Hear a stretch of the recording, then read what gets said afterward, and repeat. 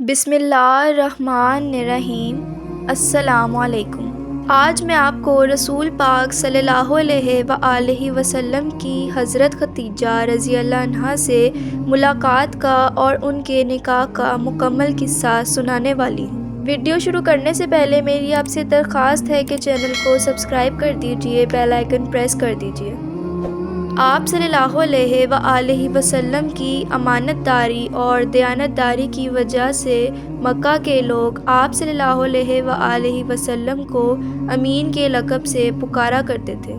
ان دنوں ہر طرف قحط سالی پھیلی ہوئی تھی اور آپ صلی اللہ علیہ وآلہ وسلم اور آپ کے اہل خانہ کو بہت مشکلات اور غربت کا سامنا کرنا پڑ رہا تھا۔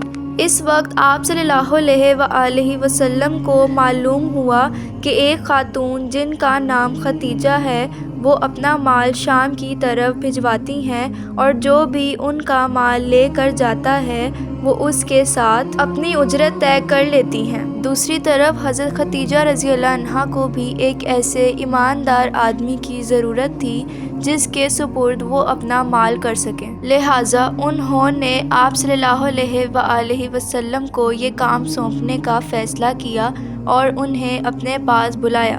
آپ رضی اللہ عنہ نے فرمایا، میں نے آپ کی دیانت داری، ایمانداری اور نیک اخلاق کے بارے میں سن رکھا ہے، اس لیے یہ کام سونپنے کا فیصلہ کیا ہے۔ میں جتنا معاوضہ باقی آدمیوں کو دیتی ہوں اس سے 2 گنا آپ کو دوں گی۔ آپ صلی اللہ علیہ وآلہ وسلم نے ان کی بات منظور فرما لی اور اس کے بارے میں اپنے چچا حضرت ابو طالب کو بتایا۔ اس کے جواب میں آپ کے چچا نے فرمایا کہ یہ روزی تمہارے لیے اللہ تعالیٰ نے پیدا فرمائی ہے۔ اس کے بعد آپ صلی اللہ علیہ وآلہ وسلم حضرت خدیجہ کا مال لے کر شام کی طرف روانہ ہوئے۔ سیدہ خدیجہ رضی اللہ عنہا کے غلام میسرہ آپ صلی اللہ علیہ وآلہ وسلم کے ساتھ موجود تھے۔ روانگی سے پہلے حضرت خدیجہ رضی اللہ عنہا نے میسرہ سے کہا کہ وہ کسی بھی معاملے میں رسول پاک صلی اللہ علیہ وآلہ وسلم کی نافرمانی نہ کرے، آپ صلی اللہ علیہ وآلہ وسلم جیسا کہیں وہ ویسا ہی کرے، اور کسی بھی معاملے میں آپ صلی اللہ علیہ وآلہ وسلم سے اختلاف نہ کرے۔ آپ صلی اللہ علیہ وآلہ وسلم نے جب مال کی فروخت کی تو ان کو اتنا نفع ہوا جتنا پہلے کبھی نہ ہوا تھا۔ اس پر میسرہ نے آپ صلی اللہ علیہ وآلہ وسلم سے کہا کہ ہم سالہ سال سے سیدہ خدیجہ رضی اللہ عنہا کے مال کی تجارت کر رہے ہیں لیکن ہمیں پہلے کبھی بھی اتنا نفع نہیں ہوا۔ آخر کار قافلہ مکہ کے لیے روانہ ہوا۔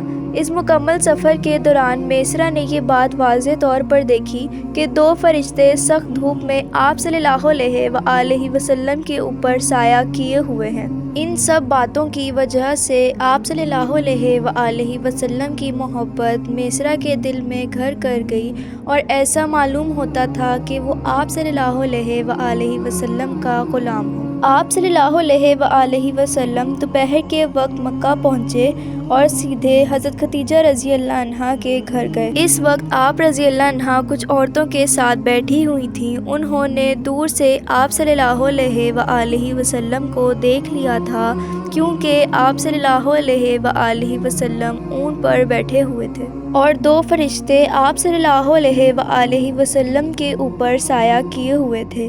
حضرت خدیجہ رضی اللہ عنہا نے یہ منظر باقی عورتوں کو بھی دکھایا اور وہ یہ دیکھ کر حیران ہو گئیں۔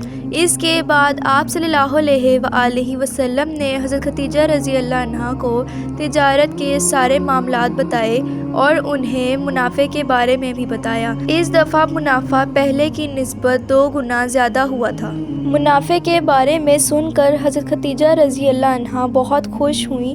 انہوں نے آپ صلی اللہ علیہ وآلہ وسلم سے میسرہ کے بارے میں پوچھا تو آپ صلی اللہ علیہ وآلہ وسلم نے بتایا کہ میسرہ ابھی پیچھے آ رہا ہے، جس پر حضرت خدیجہ رضی اللہ عنہا نے کہا کہ آپ جا کر میسرہ کو لے آئیے۔ حضرت خدیجہ رضی اللہ عنہا نے آپ صلی اللہ علیہ وآلہ وسلم کو اس لیے بھیجا کیونکہ وہ یہ منظر دوبارہ دیکھنا چاہتی تھیں کہ اب کی بار بھی فرشتے آپ صلی اللہ علیہ وآلہ وسلم پر سایہ کرتے ہیں یا نہیں۔ جیسے ہی آپ صلی اللہ علیہ وآلہ وسلم روانہ ہوئے تو حضرت خدیجہ رضی اللہ عنہا یہ منظر دیکھنے کے لیے اپنے مکان کی چھت پر چلی گئیں اور انہوں نے آپ صلی اللہ علیہ وآلہ وسلم کی شان اسی طرح دیکھی۔ انہیں اس بات کا یقین ہو گیا تھا کہ آپ صلی اللہ علیہ وآلہ وسلم کے اوپر جو انہوں نے فرشتوں کو دیکھا تھا وہ جھوٹ نہیں تھا۔ جب آپ صلی اللہ علیہ وآلہ وسلم میسرہ کو لے کر آئے تو حضرت خدیجہ رضی اللہ عنہا نے میسرہ سے پوچھا، کیا تم نے بھی دو فرشتوں کو آپ صلی اللہ علیہ وآلہ وسلم کے اوپر سایہ کرتے ہوئے دیکھا ہے؟ اس پر میسرہ نے جواب دیا، میں تو یہ منظر تب سے دیکھ رہا ہوں جب سے ہم یہاں سے شام کے لیے روانہ ہوئے تھے۔ میسرہ نے حضرت خدیجہ رضی اللہ عنہا کو تمام سفر کا حال بھی سنایا، جو سن کر حضرت خدیجہ رضی اللہ عنہا بہت خوش ہوئیں۔ انہوں نے آپ صلی اللہ علیہ وآلہ وسلم کو طے شدہ اجرت سے 2 گنا زیادہ دیا۔ اس کے بعد حضرت خدیجہ رضی اللہ عنہا اپنے چچا زاد بھائی ورقہ بن نوفل کے پاس گئیں، جو کہ پرانی کتابوں کے عالم تھے۔ ان کو یہ سارا واقعہ سنایا۔ ورقہ بن نوفل اس وقت عیسائی تھے، اس سے پہلے وہ یہودی تھے۔ سیدہ خدیجہ رضی اللہ عنہا کی ساری بات سننے کے بعد انہوں نے کہا، خدیجہ، اگر یہ ساری باتیں واقعی میں سچ ہیں تو یہ بات سمجھ لو کہ حضرت محمد صلی اللہ علیہ وآلہ وسلم اس امت کے نبی ہیں۔ حضور پاک صلی اللہ علیہ وآلہ وسلم نے حضرت خدیجہ کے لیے اس کے علاوہ اور بھی بہت سے تجارتی سفر کیے۔ سیدہ خدیجہ رضی اللہ عنہا نہایت ہی پاک باز اور مالدار خاتون تھیں۔